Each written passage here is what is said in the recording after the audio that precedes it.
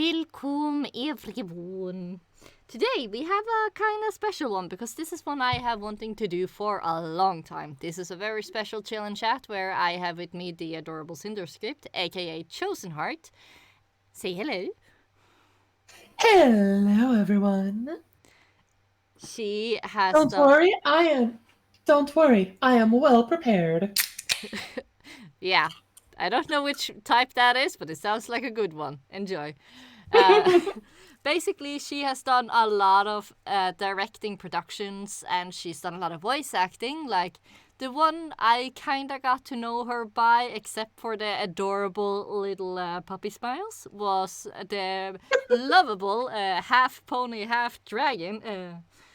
You might want to introduce yourself if I know the character correct. Well, they call us Kieran. The name's Diamondback. And yes, this is the same person talking. Isn't that cool? That's so cool. Oh my gosh. So yeah, you can tell I'm gushing a little bit because she is hecking amazing. Haha, you can't stop me because I'm on the other side of the globe. Yes. You can hug me to death when I see you at our future con. Well, you're not gonna hug me to death because then I die and then everybody's gonna get sad. Because somebody died at the con. No, I'll just hug you to life. Yeah, that works. So, I know you have a passion for a lot of things, but one of the things I really wanted to talk about today was how do you direct a production? Like, in this My Little Pony fandom, or any fandom where you make stuff, you make songs, you make art, you make collaborations with other people, you kind of need to know how things are going to get done. What you need to prioritize in the beginning compared to what you need to do at the end of a production. And that's also a good experience in case you want to get into that when you grow up or when you dare to go professional. Yeah, honestly, something that I found is a lot of projects will be determined fairly early on by if it has a director and one who knows what they're doing. It's honestly a lot easier than it sounds. Uh, but it is a unique skill set. A lot of it is just managing people and yourself, because you are the one who kind of pushes things along. So, what does that job include, or what does that really take off you, as they say? So I think I should explain a little bit about my. I don't want to say qualifications because that implies I'm qualified for anything. Well, you do Um, do a hecking good job, so I think we can say that, yes. Aw, thank you. You're well welcome. Um, I've been unofficially leading projects for about 6 to 7 years. Most of those projects failed, as a lot of the time when I would take over, it was after the project had already begun, and leadership just kind of fell apart. Oofda. Uh, it's one of the reasons why Fallout Equestria, K-Cat's story, is actually on my to-do list for Shotgun Angel after Ooh. Dead Tree. Ooh. Yeah, as a voice actor, I'm Because just gonna like, hello. I'm happy to help out. um but part of the reason for that is I've tried to get an audiobook done of Fallout Equestria a good 20 times. Wow. I've joined a lot of projects for Fallout Equestria, and none of them have gotten past chapter 1. Aw, sadness. Uh, it is to the point where I have a version of Fallout Equestria that is entirely rewritten in script format. Oh. A full character list, including unnamed characters, in order of appearance. uh, basically, I have everything on the back end that I need, and I'll actually go over what can really help out a director with the pre-production side of a project. Hmm. I'll go over that a little bit later, E- but yeah, I've had that. That's one of like three projects that's on my personal to-do list because I really want to do them. mm. The other two are actually ones that are currently in the works right now. Ooh. The things Tavi says, which is probably one of the most impactful stories I've ever read in my personal life, and a story that is very near and dear to my heart and to a lot of people who've read it. The other one is something I'm actually doing solo, instead of being associated with Shotgun Angel. Shotgun Angel Productions being the studio that I'm the lead and director of. Mm. Uh, for those listening, that extra project is Starlight Over Detroit, which is a little bit of a departure from my usual style because normally I like doing full casted audio dramas where Starlight Over Detroit is going to be almost entirely a normal audio book with just me doing it. Almost. I have some plans for later on that'll be fun. Yay. Uh, but going back into it, I'm also the producer for Eastcrop Productions, uh, which is a whole different job, but not as different as I thought it would be. What do you mean? So a director's job is mostly hands-on. The director is the day-to-day leader of a project. Uh, the things a director does involve pre-production, things like preparing audition scripts, going through auditions, uh, doing casting calls, things like that. Finding staff like editors or Foley artists or musicians. Uh, whereas in production, their duties mostly involve the geez, Hmm? What happened? mostly involve things like making sure voice actors and actresses have their lines, uh, Deliver that it on everything time? that they make, yeah, everything that they make is delivered to the editors safely, uh, acting as a go between the editors and the voice actors and actresses. In case like they need retakes or they need something else, uh, handling final checks on giving feedback to both the actors and actresses and the editors on how things sound. Sometimes I'll sit down and actually be in a voice chat with someone who's going through their lines and giving them personal direction, personal feedback. Yeah, I wonder who needs Uh, that. Hmm. uh, Sometimes I will go through someone's lines afterwards and like reach out to them and say something like, "I really liked this delivery. I really liked this and this and this. Can you, I actually want to hear what you would do with this kind of delivery and give feedback, explore things."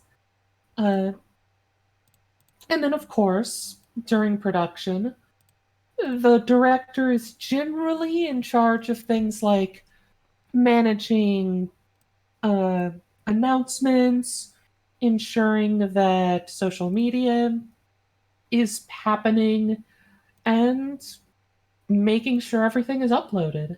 Making sure it's all uploaded and visible and ready to go. That's.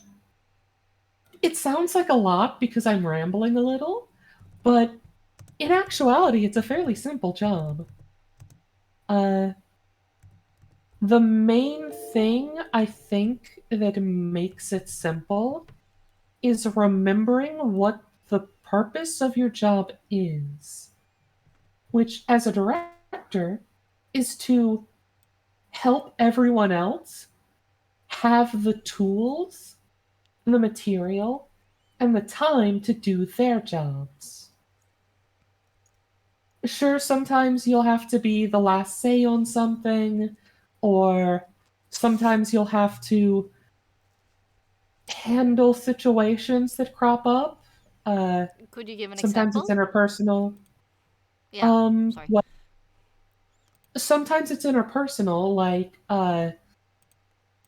a pair of voice actors refusing to work with each other due to personal issues.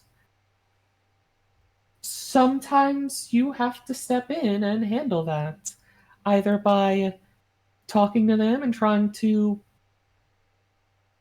help them work through it, or in the worst case, having to pick someone to let go. Hmm. Yeah, I can Because imagine that can be hard. yeah, that's a last resort, but sometimes you have to do it because sometimes you do have to be the person to make that hard call so that the project continues. Uh, you're not the heart of the project. The heart of the project are the actors and actresses and editors and everyone who puts their time and love and work into it. Well, you are also the director is also one of those people. Yeah, you're more the spine. You keep everything together. You keep it all moving. Mm. It's it is not an easy job, but it's a simple job most of the time. Um and just having worked with Shotgun Angel, I've personally learned a lot of things that I'm doing better in my next projects. Uh if you'd like, I can talk about pre-production in a little bit, Yeah. but that's mostly what a director does. A producer is a little different. A producer's generally a lot more hands off. They, instead of essentially being in charge of day to day stuff, they act kind of as a sanity check Ufto. for the rest of the project. Uh, Um, a producer's job is to make sure that feature creep doesn't kick in. So uh, the project doesn't get too ambitious. ah. Um, that the producer's also a fresh set of eyes who is supposed to, in our case, give each episode a listen after the editors have done and the director signed off on it as a final sign off before it goes out because they usually haven't been directly involved in everything up to that point, so they can approach it with a fresh set of ears and give feedback that normally you'd only be able to get from the audience. Uh, Honestly, that's mostly what the producer does. Is they're a final check and they're a sanity check. Their job is to be capable of saying no to an idea. Uh, So they're kind of like the it, safety net. yeah. Um, this is something I've had to do with Eastcrop a few times because uh, Eastcorp, the heads of Eastcorp are incredibly passionate, but they can get a little ambitious sometimes and kind of feature creep themselves into making a 6-month project take 2 years. Oido, yeah. I think I can smell which one that is. Yeah. Well, that's an entirely different problem. That project, that project has an entirely different problem, which is something else a producer is there to Deal with. help with. Yeah. Um, I'm not going to get into too much talk on that, in too much detail on that, because that one is a little sensitive, and I don't want to say any names No, because I don't want no, no, it no. to hurt anyone. No, no, no, of course not. And I do kind of want to like people can see this stream later on and get Hmm. notes on how to be a director or do the director's job or yeah, Hmm. be how to be the spine. So that's also a thing. Like if there are anyone out there who would like to try to direct a project either for themselves or for some friends of theirs, like they are just the spine and people they know do all the other work. Like how would you advise them to start out if they have like zero experience with that? So, a lot of it does depend on the project and the expectations going into the project. Okay, so Uh, say it is for to make it simple. Say it is My Little Pony, something with both voice acting and music, for example. mhm. Like how would you go? Like say it is like two singers and background noises and an editor, for example. Like how would you go Okay. with that? How would you take that? So, as a director, if this is like a group of friends who already know each other, as a director, your job is essentially to poke people to actually do things. Yeah. But um, more seriously, in that case, your job is mainly to keep people moving and to keep people on track with with the to keep it on track so it actually gets finished.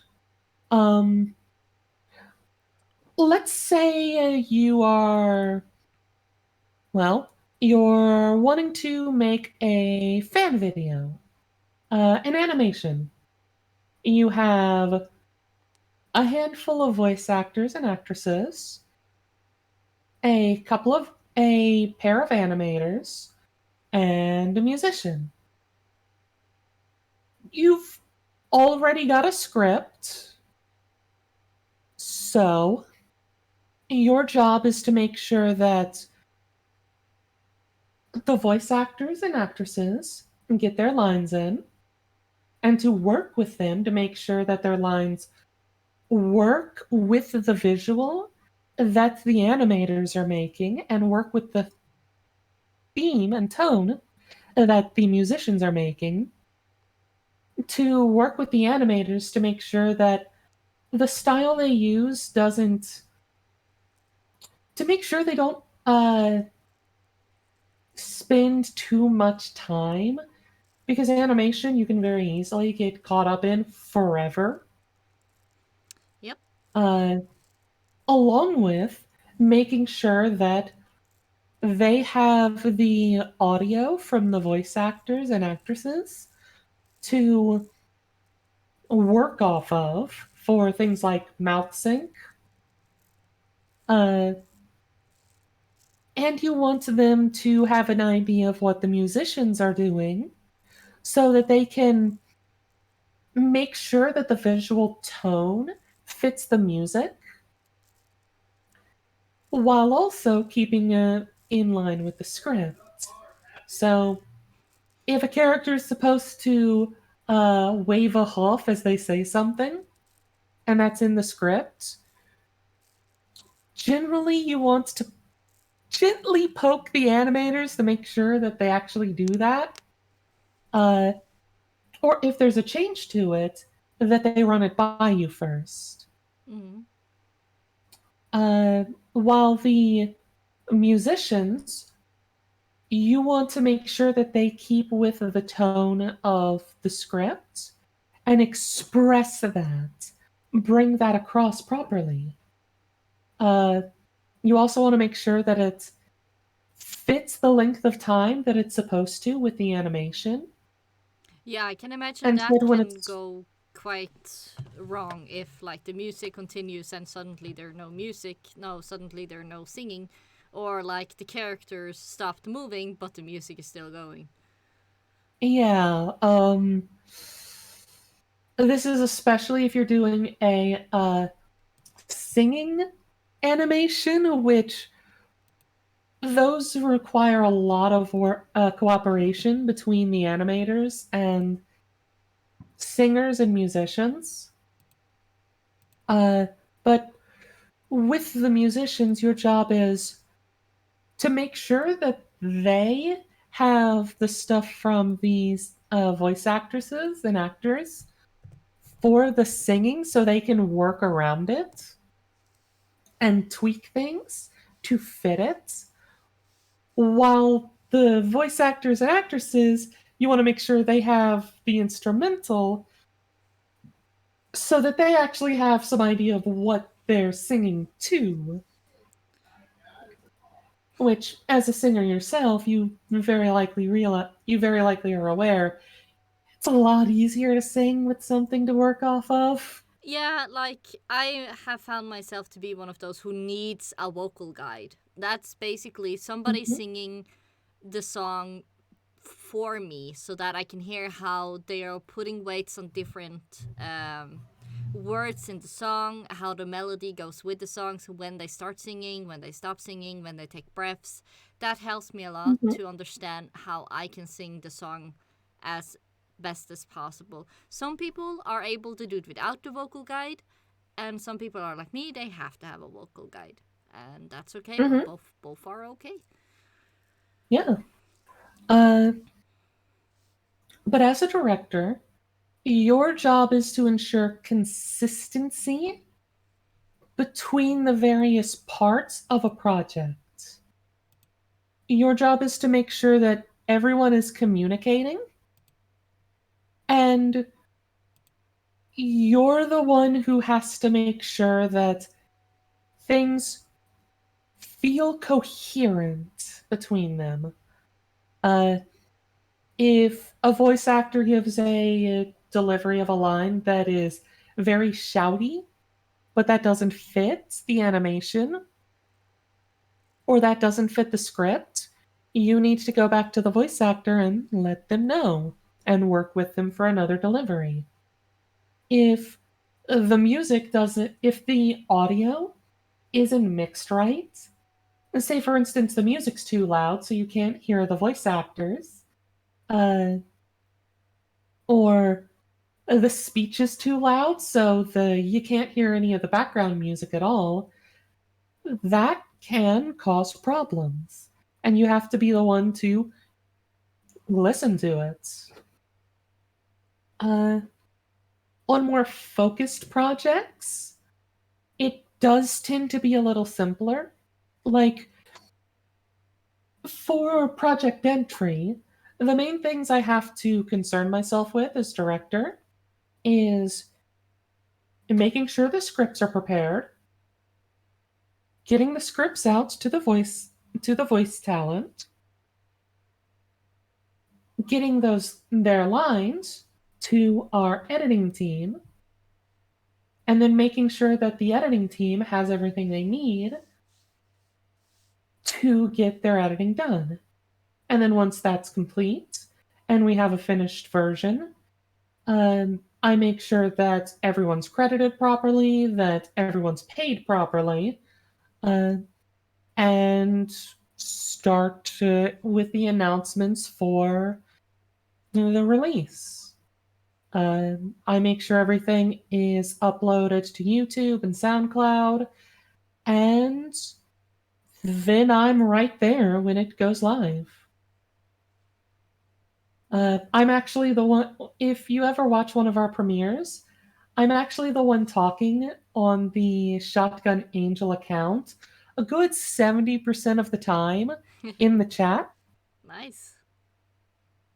Uh, but you are not the star of the show as director. You are not on stage. You're not supposed to be. If using the music metaphor, you're a roadie. Your job is to fix things that go wrong, prepare things so that they don't, and if the audience ever sees or hears you, it's for a split second, and then you're gone without a trace. So basically the same as stage manager. Mm-hmm. You're a roadie, basically. I- And that humility is actually pretty important because it'll keep you grounded. And I guess that's very important when you work with so many people and having to keep track of so much stuff at the same time. And this is only if you're working with one project. Like you, I think, are working on like 3 at the same time now. I'm currently working on 3 projects as director, 6 as a producer, and I'm voice acting in between. Yeah, But this is what yeah. I do full time now. Okay, you do it full time. Okay. I've And just this got is it what like I do full time now. 6 and 3, 9. Oh my gosh. Sweetie, Uh, no wonder you're busy 24/7. well, it's a passion. It's what I like doing. Hmm. Uh, but for instance, in the credits, I'm one of the last people credited. I make That's sure sad. everyone else is credited more prominently than me. They're the stars. They're the ones who put their time and voices and love into every word. And it is so good. And this project wouldn't be without them. They deserve every moment of credit they get. Hmm. I am not the face of I'm not the face of the Dead Tree audiobook. That's you and Inky and Fauna and Aramu and Josh and Skybolt and Forest Rain and all of our other VAs. I was about to say, isn't that the white pony with the shotgun at the logo? See, you'd think that. Yeah. Like if somebody says shotgun angel, that's kind of what gets in my mind at least. That's fair. And same with Eastcrop, then it's the Eastcrop logo that pops up in my mind. That's fair. It was less literal, more When you a think of turn of phrase. okay, so more like the people working at the project, maybe it's more that pops up Mm-hmm. quicker. Yeah, okay. Uh, let's use Hollywood for an example. Um, a lot of the time, when a movie is being advertised, they will advertise the lead actors and actresses, Hmm. and the Ooh, director. yeah. Didn't they do a similar mistake with the new Space Jam movie where they had like Bugs Bunny and all that characters, and at the end, the new voice of Lola Bunna was credited with the voice actress's name, but it was only Mhm. her, so they had to redo it and add all the other names and stuff. That's also something that would be a mistake, and they would have to fix without the fans telling them. Yeah, that would be up to the producer to catch and go, "Oh crap, wait." Wait a Like if the second. director and everyone else missed it, that's up to the producer to catch that. Hmm. They go, "Wait a second." Um, Oopsie doopsie did a whoopsie. but a lot of Hollywood movies credit the director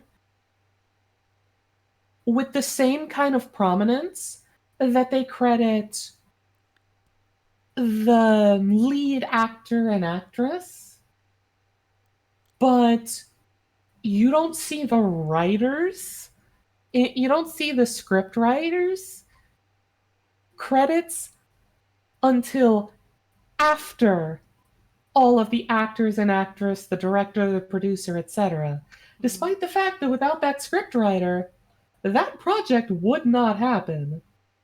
It would be fundamentally different. Hmm. It is. A director is needed in a lot of projects. Individual fan projects or projects by a small group might not need one, especially if they're pretty close knit and they work together really well. But a director will help once the project gets even a little bit bigger than a couple of friends. And on projects the size of like Dead Tree, it's mandatory Yeah. How because many without a voice actors do director, we have now? we have. Oh, let me pull this up. Are we close? Like we're like 50? 50 voice actors? I think we're more than that. Let me pull this up because I actually have a list because I needed a list. That's when you know you're a part of a big project. Yeah. Can after this, can you give a rundown of like 10 simple advices of what to do and then of what to not do? Yeah, I can do that. Eh. Okay, so let's see. Uh, Now this project is very much a me project, which was actually influenced a lot by Eastcrop's style and old school audio dramas, in that Oh. every main character has a different voice actor or actress. Most of the secondary characters have a unique voice actor or actress. A lot of the tertiary characters have their own voice actor or actress. Uh, so there is some overlap at that point. And then extras, I will either have unique individuals or overlap from those who can sound different or who haven't shown up for a while. Mm. Like, what are Yeah, one of there. those reasons why you don't do those kind of choices for people who are totally green to this type of audio stuff? Like, why do you choose So, people like that? so the reason that I go for this style of production is because it gives every character a unique voice. The voice in an audio project like this is the character. So these characters are instantly recognizable.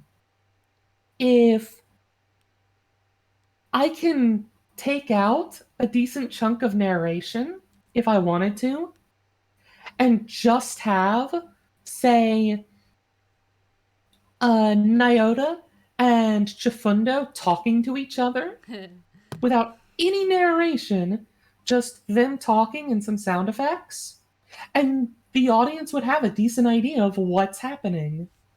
Because Skybolt and Forest Rain sound very unique. Mm. So people wouldn't mix them together, as they say. Mm-hmm. It also gives the characters their own personality. It lets the voice actor or actress focus on their character's personality, which lets them bring it across a lot more easily in the actual production. So, for instance,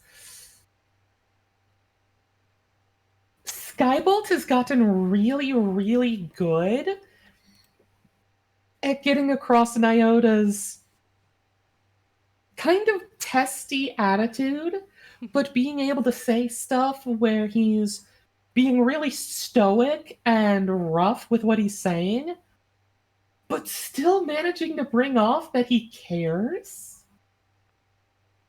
That's Uh, impressive. yeah, which is very much a thing the character is noted to do. That's the thing I'm kind of wondering If about, if it's okay I mhm. ask.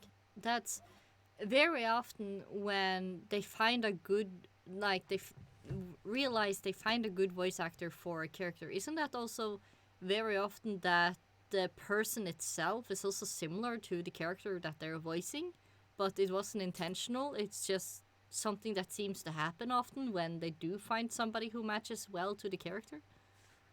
So this is actually going to come from my time as a voice actress. Whenever you whenever you really get a character role, whenever you understand it, you put something of yourself into that production, into that character. Mm. For instance, um, Diamondback has a lot of my for Diamondback. I put in a lot of anger, a lot of my experience actually being angry. Um, when he was talking about his family, when when he was talking about losing his father, I was thinking about having effectively lost my own and channeling that emotion into the performance. And that made the performance a lot more impactful. That's very true. That brought the character to life. And that's what a lot of people will look for. It's harder with auditions because usually going into an audition, you don't really know who the character is going to be very much. You'll usually have a blurb and then some examples of lines. Uh, but sometimes you find a character that really works with you, like Fade. With Fade, I put a lot of that devil may care, uh, is actively and openly having fun with this, and isn't really taking it seriously attitude into him. And I did actually get that from myself, pulling from my own experiences. And that was a good enough performance that it caused Vermont to rewrite the scripts so that Fade Ooh. would keep showing back up. Listen. Um, so yeah, we have easily, what, 10, 20, 30, 40? Yeah, easily 40 to 50 VAs. Just on call. These are just the ones that I have on call, not the ones that I have in my uh, extras list, because I actually have a big folder. Uh, of people that I have essentially said, okay, I don't think this person's performance fits any of the named characters or the uh, regular characters, but I know I can have them do extra roles and they'll do really good with it. It's very rare that I actually listen to an audition and go, I can't. This person can't. This person's performance will not work with this project. It's very rare that I actually dismiss or bin an audition because I will have extra roles. I will have tertiary roles. I'll even have times where I have to recast a character, and maybe in the intervening time they've improved their performance or they've expanded their range or what have you, and now they might actually fit that role. So that's another thing as a director is don't outright reject an audition just because it doesn't fit the character that they auditioned for. I'll actually get into this in my things to do, like good things to do as a director. But so keep hold of that thought.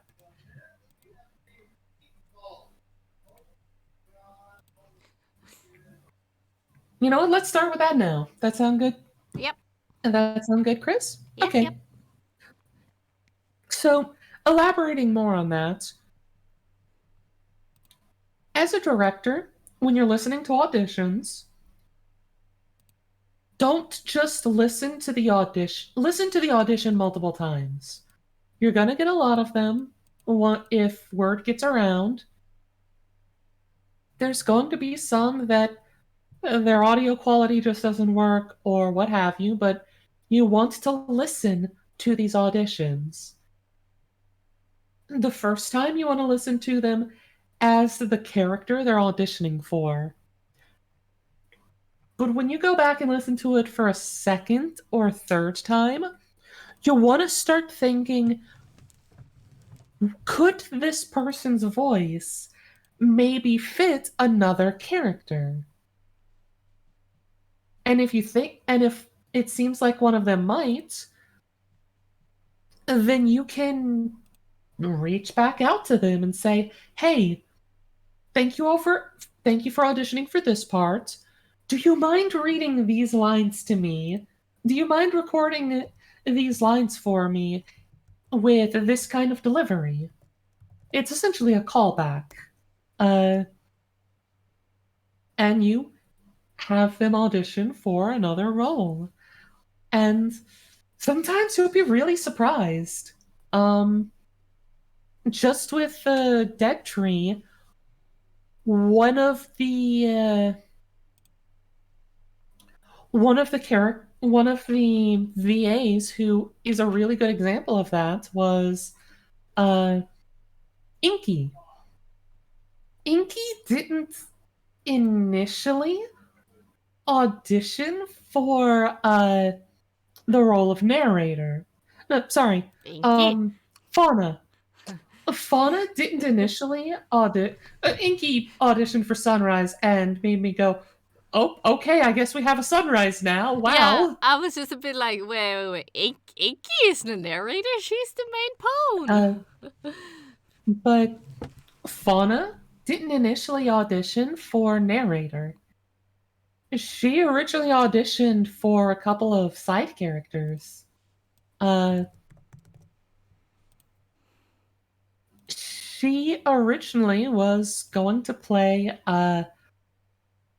Coffee Stain and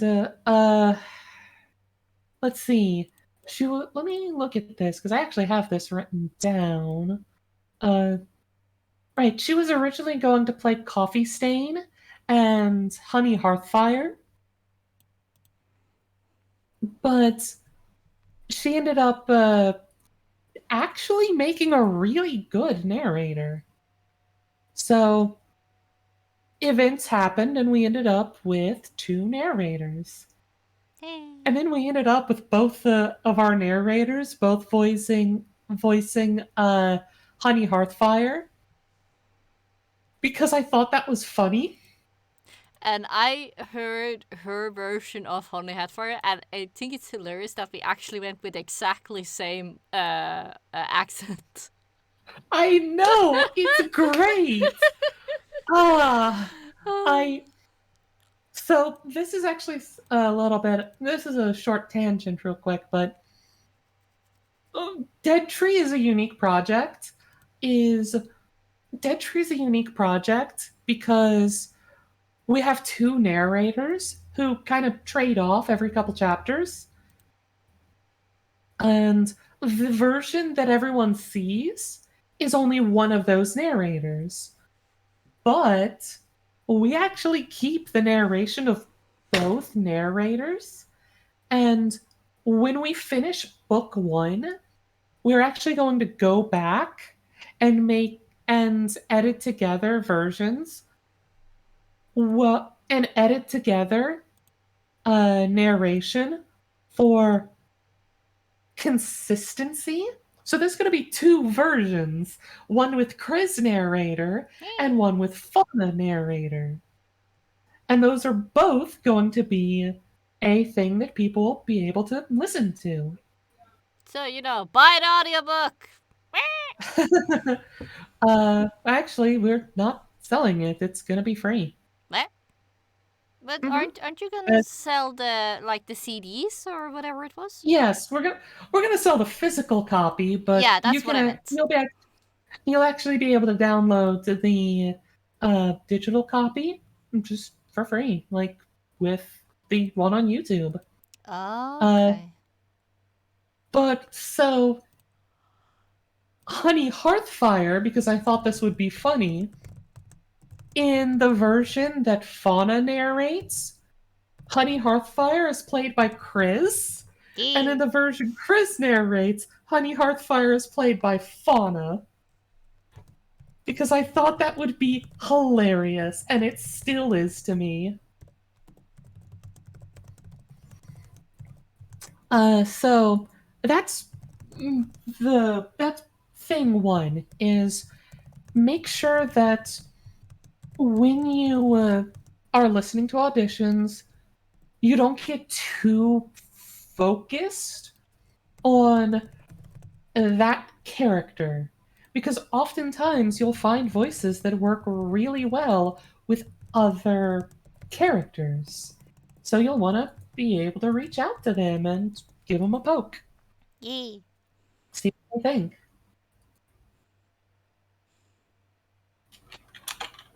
And it's Um, always nice. I'm really looking forward to see how the physical copy is gonna be actually, because it's like I don't know. It's just I think it's also because it's like my very first big project, so it's kind of like I'm very excited, and I don't know. It's like is it gonna look like it's from Fallout, or is it gonna look fancy, or like I wonder how so they're gonna do the designs.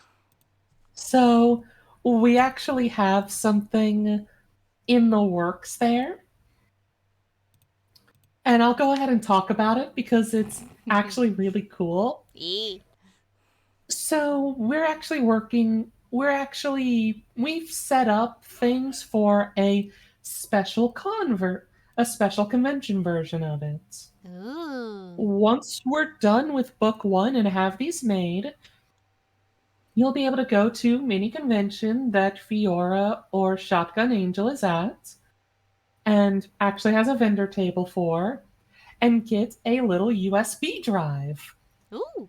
that's in the shape. It's like a little hard drive with a external USB cord in the shape of a holotape from Fallout. Nicest. Um, That's awesome.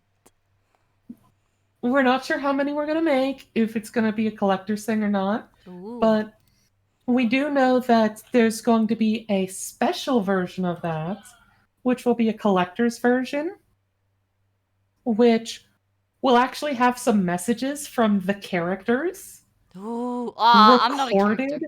Oh, It'll sadness. have some messages from the characters recorded by the voice actresses and actors, including Chris Wait. as the narrator. Oh yeah, Oh yeah, I forgot about that. Yep, that's maybe Mhm. possible. Yeah, sorry, I Um, ADHD. Whee! Yeah, ignore me. but and those we're going to try and get signed by a couple of people. But that's the kind of thing that you'd be able to get at like the one of the first cons that we do that, or maybe through a chair. We may actually do that for a charity auction. Ooh, That's a yeah. long way off. That's a long way off. We haven't figured out exactly what we're gonna do there, but we do have plans to make that physical version, and it's gonna be really cool. Eee. Um, so thing two, pre-production is important. The more you get done before you go into production, the easier production will be. This sounds really obvious, but oh my gosh, I've had to learn this the hard way. Um, by that I mean, so each chapter is prepared for the VAs.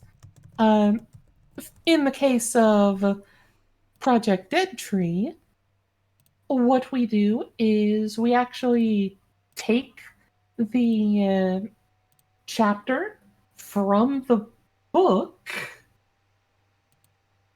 have that as a document that I then highlight for each individual character with a cast list at the top. So a VA can read through, can skim through, find the color for their character, read the areas around it, and just to brush up, and then actually record their lines. It makes things a lot easier for everyone. Um, Having that prepared before production would have made production a lot faster, as scripting has actually been something that we've struggled with a handful of times. Love that. Just getting the script ready to go to the VAs in that format, which is a pretty basic format, still takes a while and is really tedious. Uh, it got to the point where we have someone on staff whose whole job is to go through and do that. And I still have to sit down and re-go through it and double check everything to make sure all of the characters are properly listed. Yeah, Because because if a character is highlighted incorrectly, that VA probably won't know to record that line, which means coming back later when the editors have it and going, hey, we've got a line missing. yeah, because those some scripts can be over 30 pages long. So it's not just Yeah, one page with like 5 lines. It can be like over 200 lines. And yeah, it's easy to miss something when you've been staring at the screen for 2 hours intensely. So yeah. Um, Having been doing the scripting for this project myself for a while, it can take about 2 hours, 2 to 3 hours to script some of the longer chapters. And it's easy to miss stuff. yeah, So I could have sat down during pre production with someone else and gone through and scripted everything all at once, which would have made getting those scripts to the VAs a lot faster. but I didn't, and I'm suffering for it. And in the things Tavi says, I have basically everything already scripted. So there you go. Um, the things Tavi says benefits from the chapters being a lot less long, so it takes me maybe an hour and a half to finish 7 to 10 instead of an hour and a half not even getting through half of a chapter like with Dead Tree. Uh, whew, that was that was an experience. Um, so yeah, if you've got something that needs to be done in the background that you can do before production starts, do it before you're done casting. You will thank yourself later. Uh, Another good rule of thumb, and this is for not production, but for managing a studio. You want to keep things relatively centralized. So you want to have a studio email address. If your studio has a YouTube channel, if you're going to be releasing multiple things created by that studio, you probably want to make a studio YouTube channel. Uh, How would you go this and do is that? also so it's actually pretty easy. You make your email address, usually Gmail because it's easier, Hmm.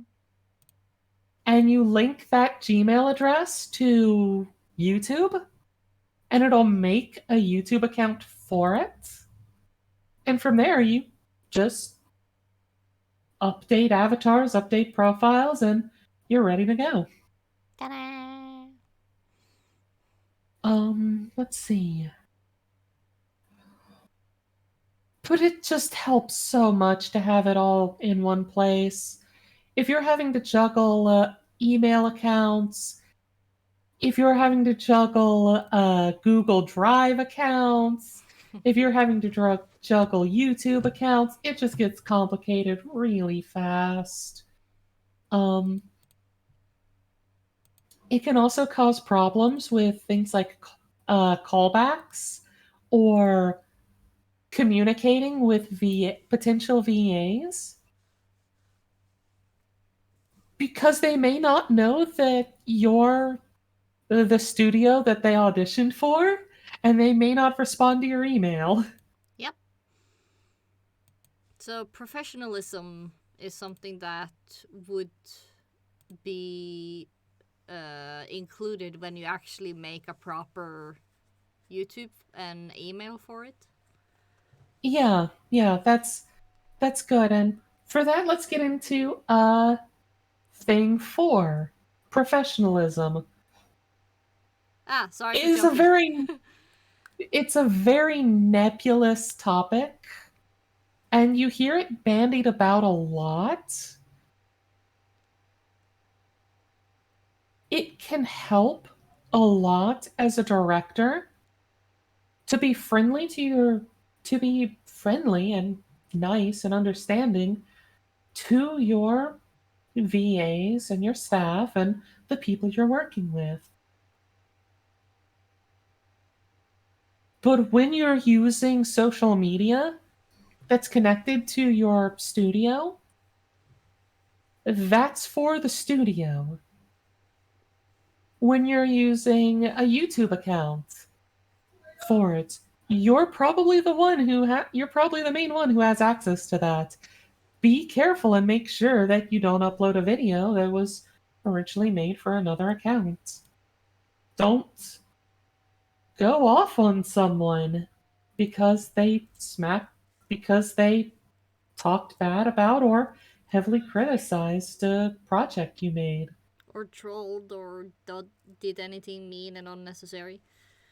Yeah, you it's not being detached. It's holding yourself to a standard because even though you aren't the face of the project, you're not your name shouldn't be the one in the big red lights. The things you do will reflect on the studio. They'll reflect on the VAs and the staff and the project. So you need to keep that in mind. So before you post something, you want to ask yourself, is this something I want reflecting on the project? And if not, don't do it.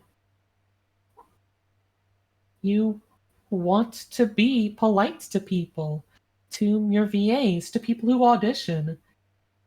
You want to be polite to the people you work with because that opens doors. That opens doors and that keeps them open. There's a lot of people I've worked with Dead Tree who don't have any more roles for Dead Tree, but because we worked well together, I can reach back out to and say, hey, I've got another project in the works. It's yada yada yada yada. Are you interested? And that can help a lot with future casting. That can help a lot with future projects.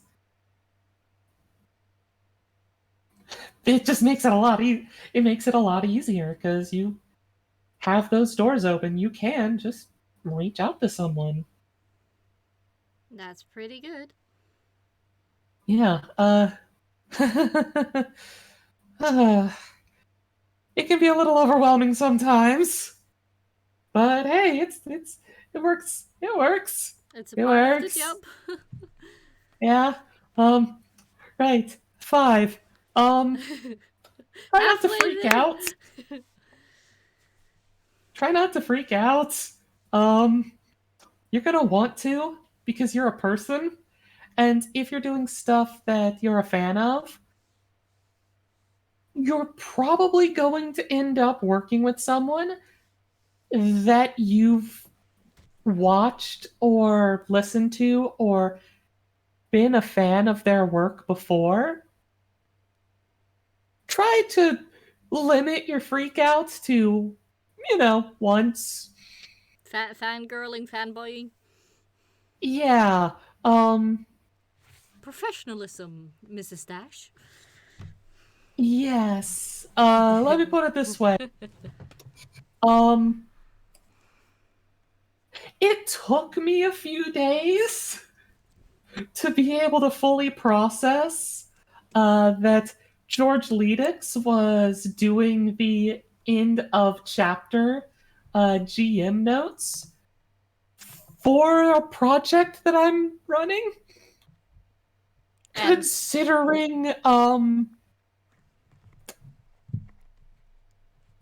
Considering that one of my favorite games when I was a lot younger had George Leedix in it as a prominent character, um, that was a little overwhelming. Uh, and Miss Ray as well was a oh my gosh, oh my gosh, oh my gosh, oh my gosh. Excuse me, you're joking? What? Ah? But you want to keep your freakouts either to yourself or, you know, do it once after you've already got everything in motion. When you can take the time to take off the director hat, freak out a little bit, and then just be chill afterwards. you do this Um, in private, not in front of the person. yeah, well, yeah. You try to do it in private. I, I will admit, uh, I have had those moments where I have gushed a little bit. I have gushed a little bit with Miss Ray or George, Ah, but I yeah, also kept Ellie. focused. Yeah, and I did it once, and I kept focus afterwards because Mm. they're still just people. Yep. And once is usually enough. If you freak out more than once, it starts to get a little irritating. It starts to get a little tiring. So try to keep it minimized, though you're going to want to, and that's perfectly okay. Uh, and I guess that goes into number 6. Do not cast someone because of their name. You cast someone because of what they can do, because they fit the role.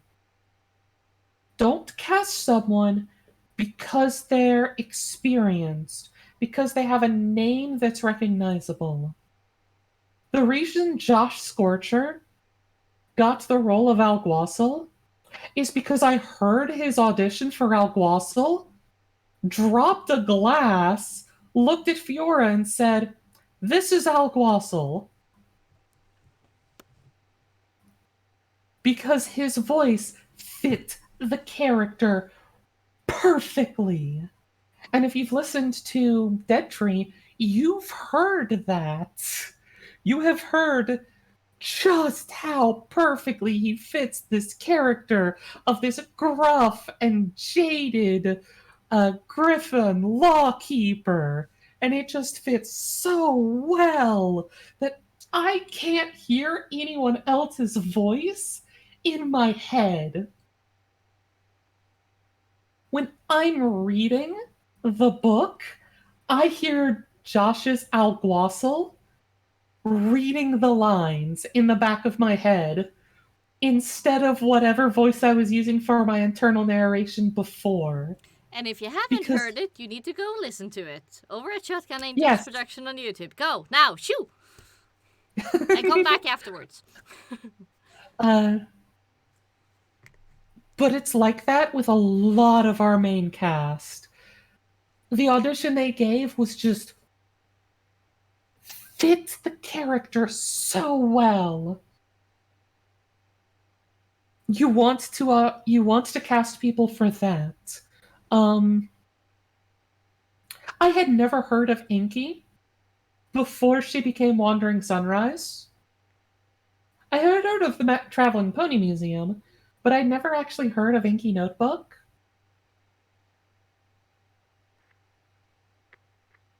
And she's our main character.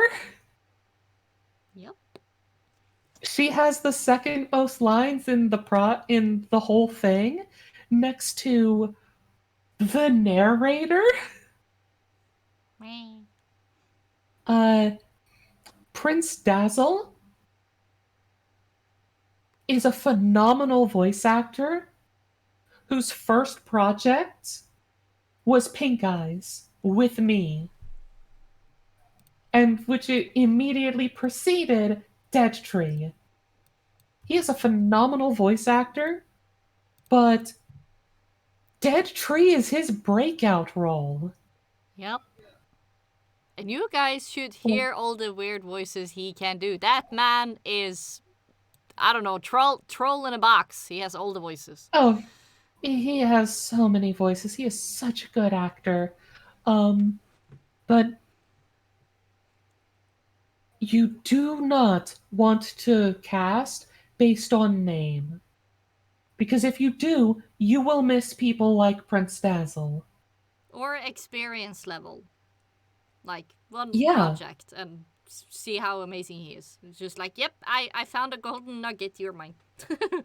yeah. I'm Prince Dazzle is already on to use some old terms that will date me a little bit. Um, Prince Dazzle is one of the first names in my Rolodex. He's one of my first names on the list when I start a new project for people to reach out to and see, hey, I'm doing this project. Do you want to audition for yada yada yada? Because he's that good. Uh, just, ah, So, that's the kind of thing you miss out on. And a lot of the time, if you're auditioning just for name recognition, the actors and actresses will notice. And that's how you get performances that are phoned in. And that's not good for you, that's not good for them.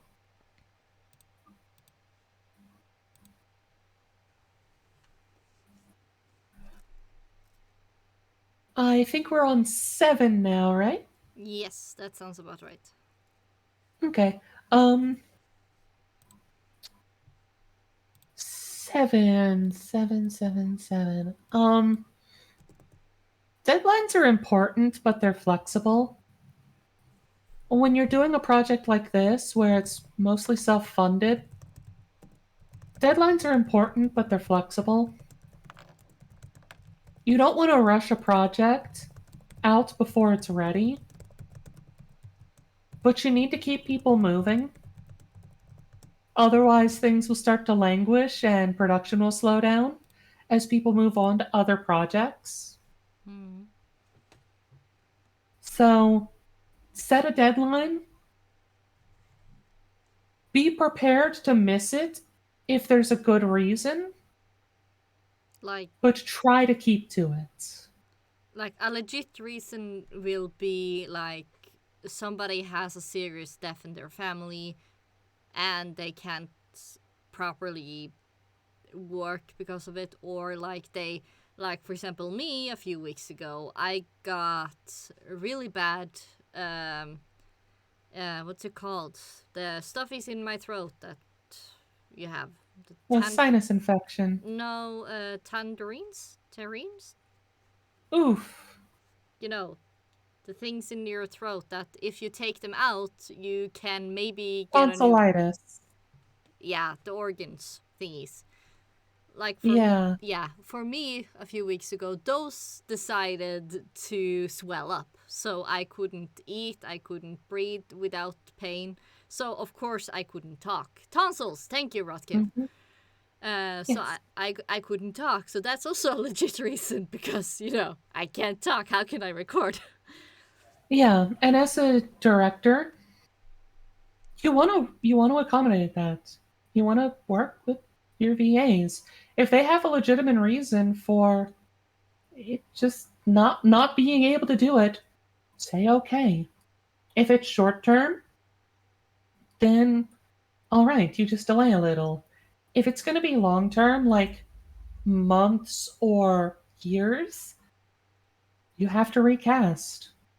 But there's no need to be rude about it. Be polite. Support the VA, but and they should be able to recognize that they're having to step down. And it's no one's fault. They couldn't help it. I've had to do this.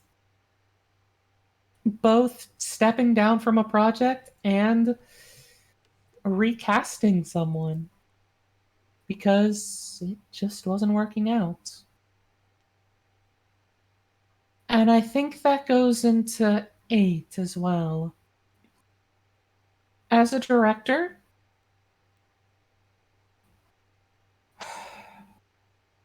I don't like saying this because it very rarely comes up, and I've seen a lot of people jump the gun with this.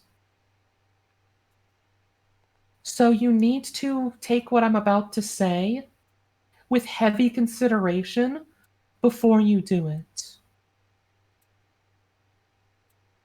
But there are times where you have to recast someone,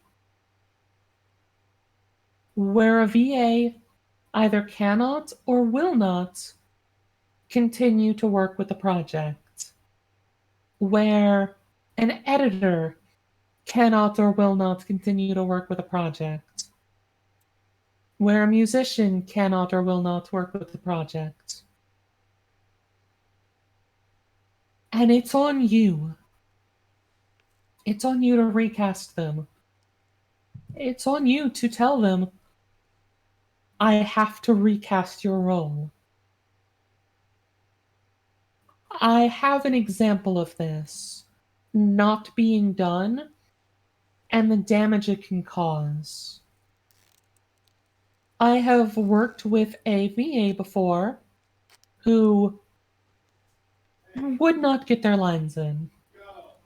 The lines would be prepped, they'd be sent to them.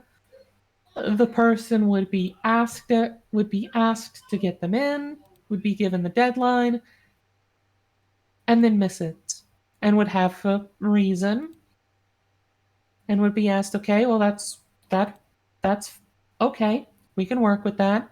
Can you get them by yada yada? And they'd say yeah, and then they'd miss that deadline too. And at a certain point, you have to go for reliability, or your project will stall. I have seen a project be delayed for over a year because of one VA. And as a director, that's unacceptable. As a director, that cannot be allowed without really good reason. And I don't even know. Like, I'm sure someone will find an example for why that would be done. And if there's a good reason for it, for your project, then you will have to make the call. But at a certain point, you have to put the project at getting completed first. Even if you're in the middle of it, even if they're a main character, even if it'll take a lot of work to recast them, you should absolutely not do this without really, really, really good reason. But at a certain point, sometimes it's the only option left. And I have seen projects die because of this. And it sucks. I can imagine, especially if you're like finally gotten the first episode out and suddenly one of the main characters just, no, I don't want to do this anymore, or ghosts, or like see you and says, yes, I will get to it, yes, I will get to it, yes, I will get to it, and those type of things. And that can really burn your passion to a place. Like when I Yeah. say burn, like it kind of kills it because they're not Mm-hmm. taking it seriously when it is something amazing. Yeah, or they just go, or you just get ghosted. It just doesn't respond to any attempts to contact someone. But And you still see them social on Twitter or Insta, but if you ever try to contact them, or even on Twitter itself, they still flat out ignore, and you're starting to wonder why? Like, mm-hmm. don't do that, people. Like, don't do it to Yeah, like colleagues, don't do it to friends, don't do it to family. Only time you like should ghost someone is if it is a toxic relationship, because then you need to get them out of your life. mm-hmm. uh having if you as this is not a director advice, but as a VA, if you need to step down from a project, talk to them. Explain the situation. Explain why you feel you need to step down from the project. And then do it. If you feel it's that big and it's not something that can be fixed, explain everything, be polite, be respectful, but follow through. So start, don't If you don't say don't, you're going to step down without meaning it. yeah, and don't start something you don't think you can finish. Like Yeah, it's show something I learned very early on before I even got the very first role that included Cinder or Eastcrop, like the Red Reaper role. I decided a week or something before that no matter the size, no matter the seriousness, no matter the quality of the other collabers or project uh, people, I would always give 100% into every single role so that I could show that I would give my all. Because no matter the size or quality, they need that respect. When you do this, you're literally doing a real job, especially if you want to go professional. Give them mhm, the same respect that you want to get from that project, or more, even. mhm. And as a director, I've found that being respectful and friendly to the people you work with will lead them to be similar to you in most cases. And even if they aren't, it still helps. People like being treated with some respect, like people. It's the right way to act, really. And this comes into number 9. You may have the final say, but you're not a dictator.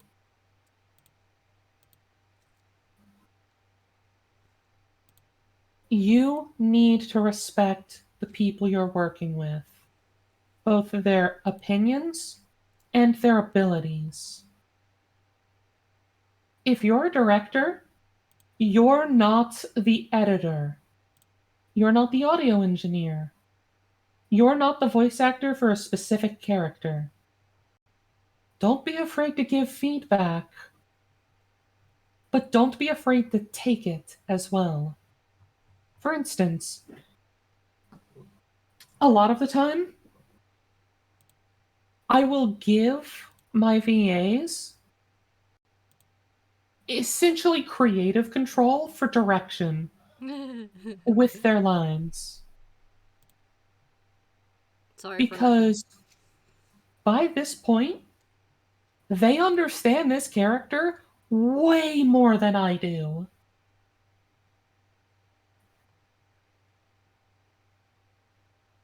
When Alguacil, when Josh gives an Alguacil line that I had originally thought was serious and kind of like serious, when he says it, when he gives a version of it that is kind of a little sassy,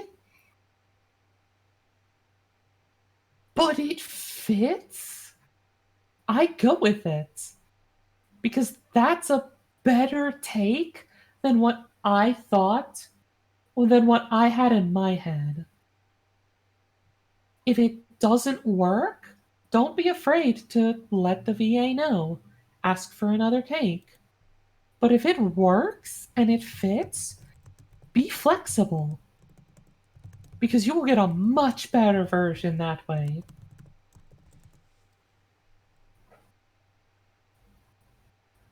And specifically with audio drama, it will help you build the character over time by letting the actors and actresses play that character over time with the version of the character that they've got in their head.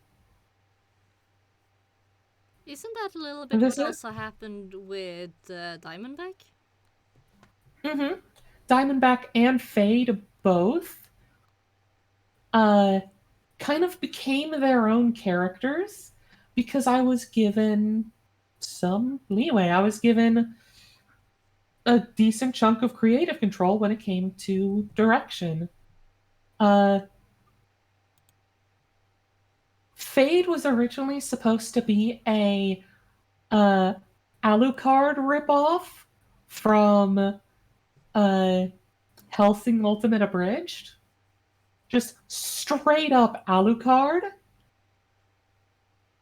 But the delivery I gave him and the personality I gave him, Vermont liked so much that he not only rewrote the character, but he rewrote the ending of the chapter so that Fade survived the chapter and would continue to show up later. Yeah. And so Fade went from a one-shot character to a main character that in some episodes is essentially a secondary protagonist. Ooh, nice. uh, and Diamondback, I was given a lot of ability to feel out the direction for Diamondback. And while I got some things, while I had to do some retakes, a lot of stuff that went a little bit against the direction still was approved because Skybolt liked it better. Because I played a character and I kind of brought that character to life. And that's what happens when you give VAs and editors and musicians some room to be creative. Because it's an art. Some VAs will want explicit direction on everything, and you should work with that. Some will flourish with less. Some, like Forest Rain, I just give Forest Rain the lines, and Forest Rain comes back to me a few days later with multiple takes that are gold. Yeah, and Um, how was that that little candy delivery about all the giggles? yes, that was amazing. So look forward to that, people. Chifundo giggling. Yes. I just randomly got Forest Rain just randomly sent me a an entire audio file of nothing but Chifundo giggles, which made my day. And later I just randomly got a bunch of Chifundo chanting, being all shamany, and it's Yeah. great. And I didn't ask for any of that. Forest Rain just did it because Forest Rain thought it fit the character. Um, and hmm, I think that comes back into number 10, which is the most important out of all of these. Because when you can exercise number 10, your job is going good and everything is working as it should be. Number 10 is don't be afraid to sit back and just let it work. Let the voice actors voice act, let the editors edit, let the musicians play music, and just let it go. Let it all come together. Persist the urge to sing song. Sorry. The moment you know that everything's working as a director is when you have to do almost nothing. Because that means everyone is actually working together and harmonizing, and you can just kind of sit back and go, well, my job's, you know what? I'm going to enjoy my tea or insert beverage of choice here and just sit back and watch and wait for things to break again. Don't be afraid to let it just go. Don't fix what's broken, basically. Don't fix what's not broken, basically. And honestly, it's one of the best feelings as a director, not least of which because for once you don't have stress on your shoulders, but because it's just so satisfying when everything is working and people have got their characters in, people have really locked down their characters, and the editors have things humming along, and the musicians or the Foley artists or what have you know what to do because they've started talking with the editors, and just mm, it's perfection because it means you've done your job and you've brought everyone together. Yee. And that is quite honestly your job, is to bring everyone together and keep them together. Da-da-da-da-da-da. uh, and I'm gonna be really cheesy now to end this big tirade. Well, to end this big rant, a director is a cross between a roadie and a musician. Because when everything's going great, no one will ever think twice about the director.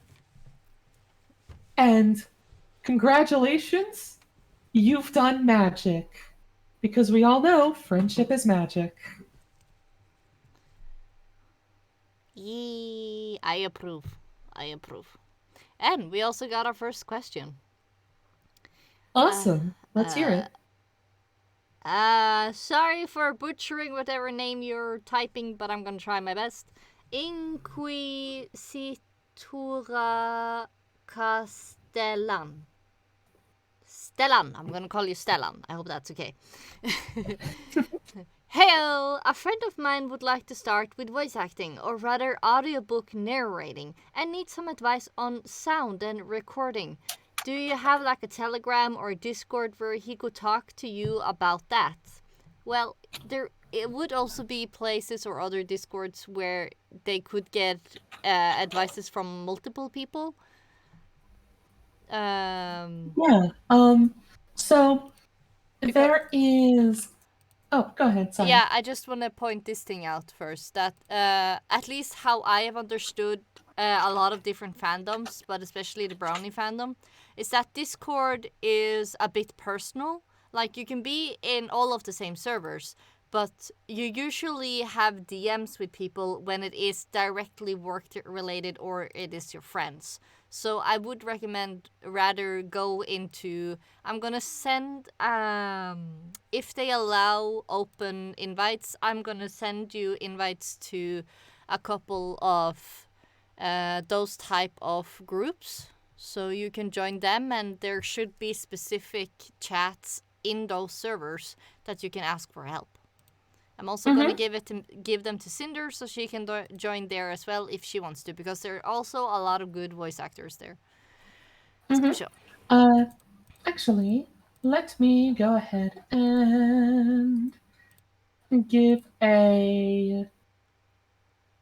I'll go ahead and give you one as well, Chris. Yay! I think I. Mythwork Studio. You do work. Ska vi se. Invitation. It goes out in 7 days. Super. That should work. The first one I'm sending is what's your name again? Mythwork Studios. A lot of good stuff happening there. Mhm. Uh, Now, for recording, ooh, thank you. No. Uh, for recording,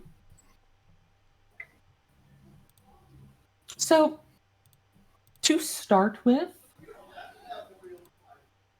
it's easier to say what you shouldn't use rather than what you should, because microphones are pretty good these days. You can do some auditions on your phone if you have a semi decent phone. The microphone on that is good enough that you can do an audition with that. But there's two things you generally want to avoid when it comes to microphones: laptop microphones and headset microphones. Laptop microphones are built into the laptop, so they will inevitably pick up the sound of the fans on the laptop, which adds background noise. And you really don't want background noise. That's a big no. And headset microphones, in most cases, are going to be pretty poor quality, and they're going to be having to deal with the fact that they're sharing a wire and a USB port with headphones, which is going to lower the quality significantly enough that it will be noticeable.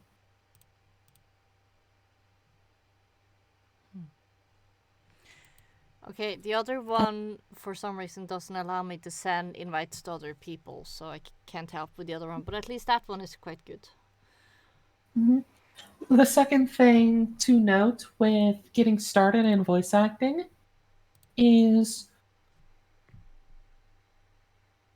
you want to minimize background noise. So, whatever recording program you're using, like Audacity or something, before you start recording, you want to turn off the fan, turn off the AC, Turn off the if you refrigerator. can. Oh, you don't need to do that. Just D- make sure you're not super close to the refrigerator. yeah, it depends on your house because I have to turn off the refrigerator Mhm. when I record. Yay! Yeah. Or if you have a recording method that you can kind of move around with, like a microphone and a laptop, honestly, the best place I've found to do recording for getting rid of echo and background noise is literally just standing in my closet with a bunch of clothes around me and Yeah. with my phone and with like a laptop recording and a tablet to read off of, or just reading off the laptop, because that minimizes background noise and will prevent echo. Echo you usually won't have to deal with too, you won't have to worry about too much starting out. Um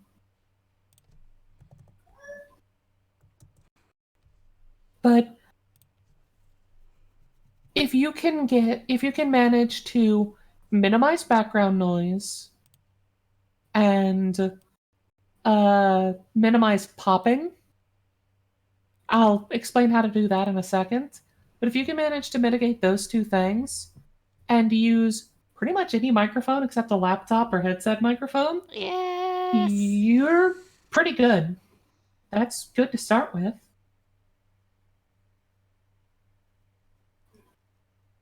With popping, there are two methods to avoid it.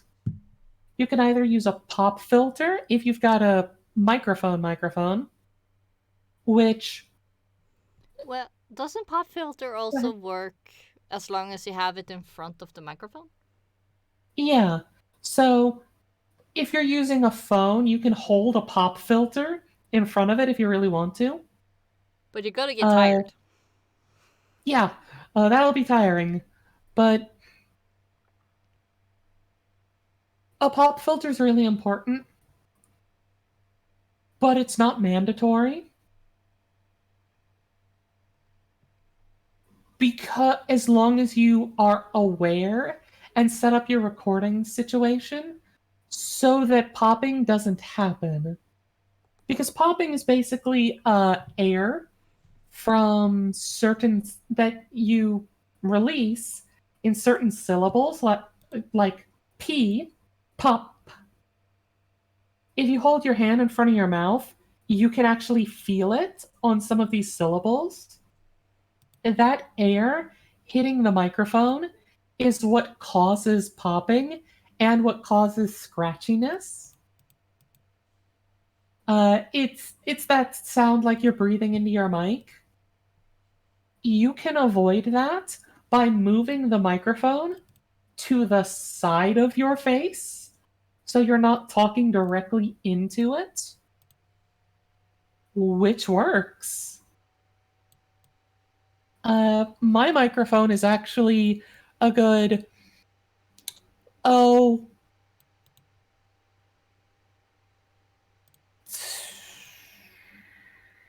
quarter of a meter away from me on my right, where I'm facing directly ahead. So I can't actually pop this microphone right now. When I'm recording, I actually do have a pop filter, but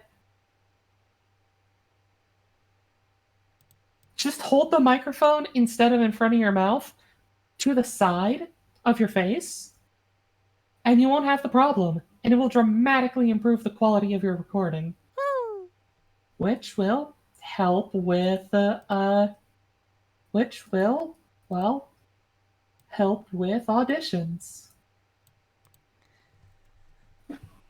Also, one advice I do want to give that can save a lot of microphones' life source is that when you're gonna do yelling, don't actually yell. Oh, Don't actually yell. oh, If you're when cinemas were still legal, as they say, and you dropped your phone or your keys on the floor and it was dark and you couldn't make sounds, but you got stressed and angry and just like, where is that gonna? You started to sound like that. Try using that method. Maybe not exactly how I did it right now, but something similar to get the angry and the power behind it without actually yelling into the microphone and causing a lot of damage and probably causing some damage to your vocal cords as well. so I actually will give up opposing advice here. Slightly. If you Because can make that work, awesome, do it. But if you can't quiet angry, or the role requires you to yell, don't be afraid to take a few steps back from your microphone. The main goal is to avoid peaking, so either turn down the gain so that it's not picking it up as loud, or take a few steps back or whatever works for you. But as long as you're not going to, you know, make problems for someone else, uh, sometimes you have to get yelly. yeah, Uh, I had to do that in the start before I learned how to do it properly. So walking yeah. away works, especially if you're gonna do like proper singing. Then you do have to go a little bit further back or turn it down. Mm-hmm. Uh, and that can help a lot. I have roommates knock on my door while I'm recording before because I was having to play a character who was dying horribly, and I was making the sounds, and they like knocked on the door and opened it and checked just to check on me because like, are you okay? Um, so I got a sign that I can turn on that says now recording, so people know when I'm actually Not on air. so to speak. So when you're doing a lot of yelling, so, she's just recording, no worries. And the neighbors are like, are you sure? It sounds like she's That actually is something that I have heard stories about from other VAs. dying. Yeah. They've had to explain to their neighbors that no, they're not being murdered with an axe. They're just voice acting and having to play a character who's being murdered with an axe. Yeah, I think the worst case for me were the one time my grandmother was visiting my brother and their newborn kid. And be doing voice acting like every other day, and suddenly I hear running downstairs and just like ramming up the doors, crish crash, breaking stuff and wrapping up the door, and like, what the? Angry Norwegian noises. It's happening! And I'm just standing there, just like, what happened? And it seems like, yeah, my grandmother had been visiting, and she heard my yelling and screaming and crying and thought I was about to die, or that I have fallen from somewhere and was having a concussion. So, yeah, my brother was quite angry for me for some reason not telling my grandma I was supposed to record, but how? I didn't know she was gonna come, so how? So, yeah. Yeah, Poor grandma. yeah, sometimes you just gotta accept that, yeah, it's gonna be a little awkward. Yeah. But they're funny stories later. Yeah. You know.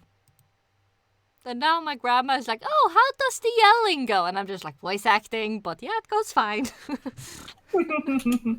Great! I got murdered with a chainsaw last week.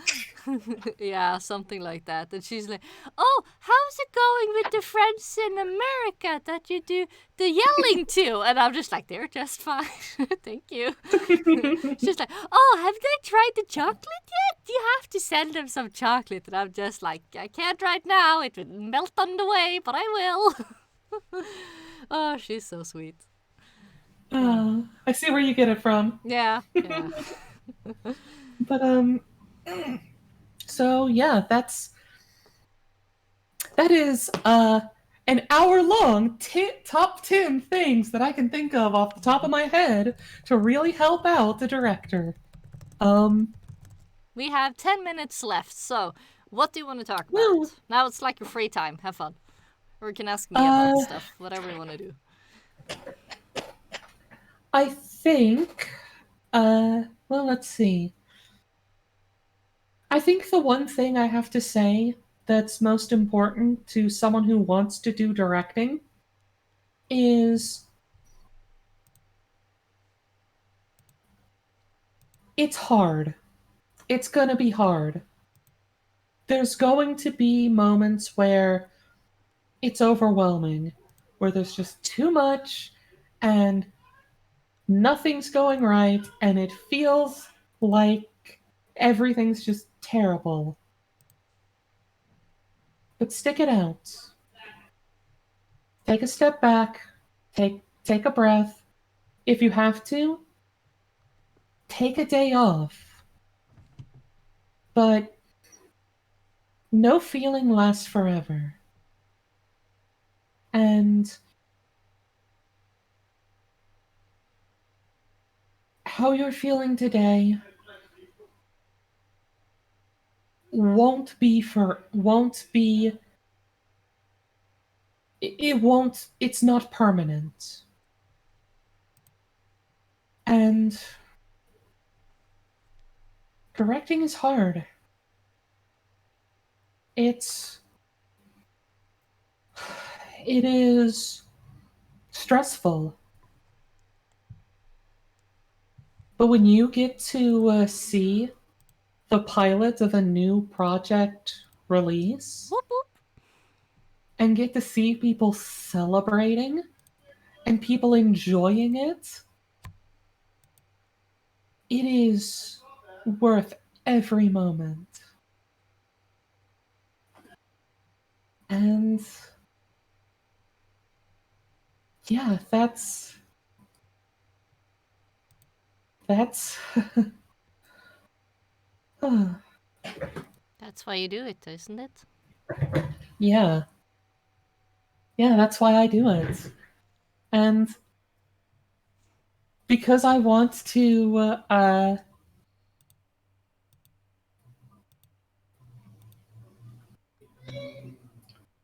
because I want to see these projects come to fruition.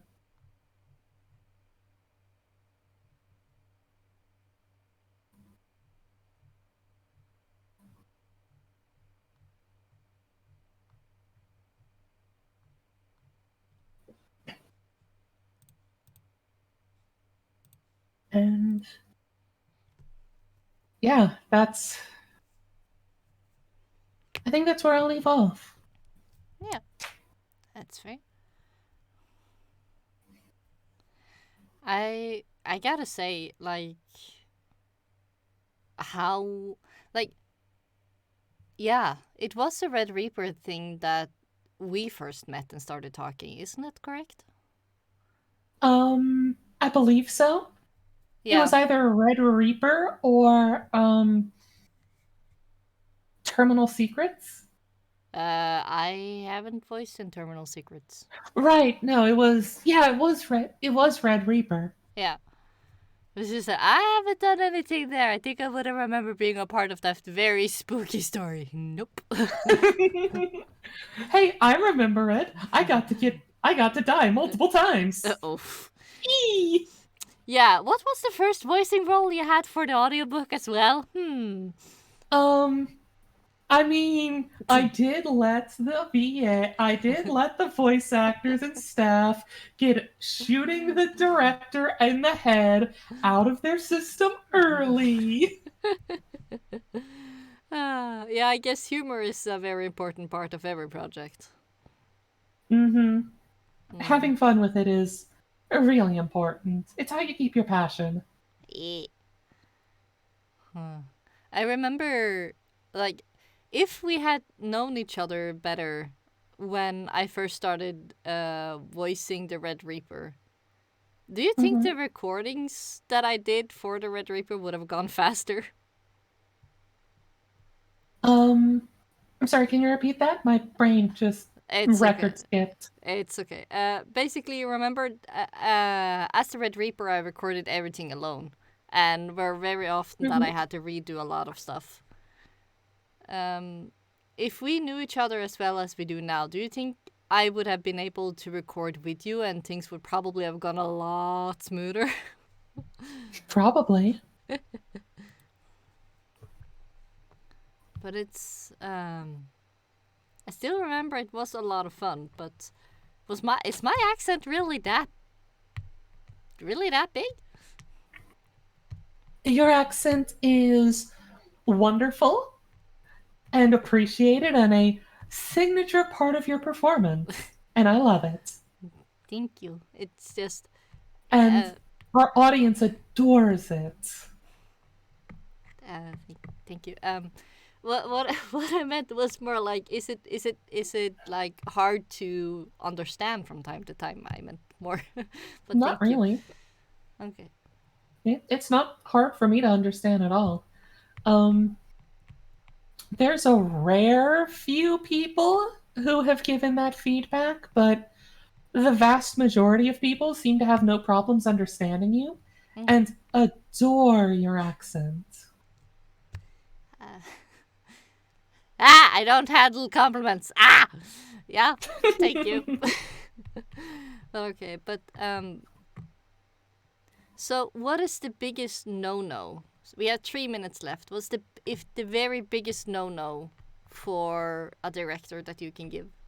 Like, So, on top of everything else I've said, probably the biggest mistake a director can get is letting their head get away from them, making it a pride thing, and that leads to a lot of problems. It leads to bad decision making.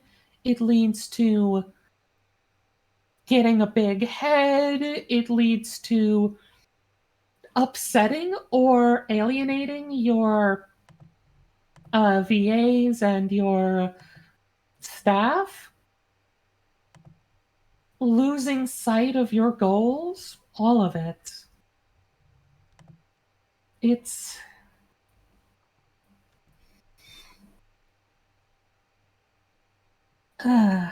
it is probably the biggest mistake I've seen made because it leads to a lot of the other mistakes. Mm.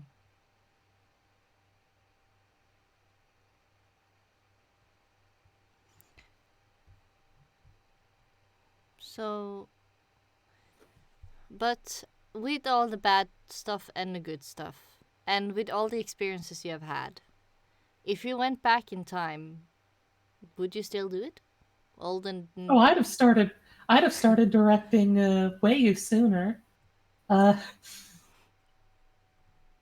I'll so? admit, I've been doing it for a while without taking responsibility for being a director.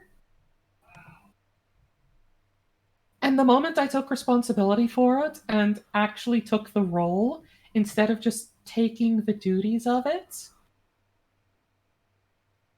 it got a lot easier. Okay. So step So, up to the yes, plate. I would, yeah, and I would do it again because it's awesome. Yeah.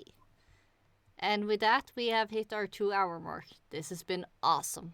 Thank you so much, Cinder, for being here and talking with me and answering all the questions and sharing with all the stories and tips and do and do not and do and do nots. Thank you, and you're welcome, and thank you for having me. Uh, and for listening to me ramble and meander on for 2 hours. That was kind of the point, wasn't it? I guess it was. I guess it was. Awesome. And thank you all for listening. Yeah. And do not worry if you know somebody that would like to watch this to get all the advices and do and do nots and the do do's, they Mhm. can still watch this for about a week. After that, you will have to wait until I upload it on YouTube. Because I do have Okay, started to upload then on YouTube so people can watch it even if they do miss it. great. And we will see how long that lasts until my anxiety takes over. Yay! So, wish me luck. But yeah, you can say goodbyes before we raid our boss and our author, Fiora. Oh, excellent. Yes. Thank you all for coming, everyone. And I do hope you enjoy. I do hope you enjoy the future stream.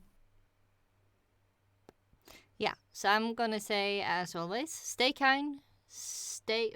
Now I'm forgetting my catchphrase. Bleh, I have a catchphrase. Stay, stay kind, stay safe, and stay brown, everyone. And start the raid. So I hope everybody Woo! will join us. 5, 7, 2 more people. Where are you? Maybe you guys don't want to join. That's okay too.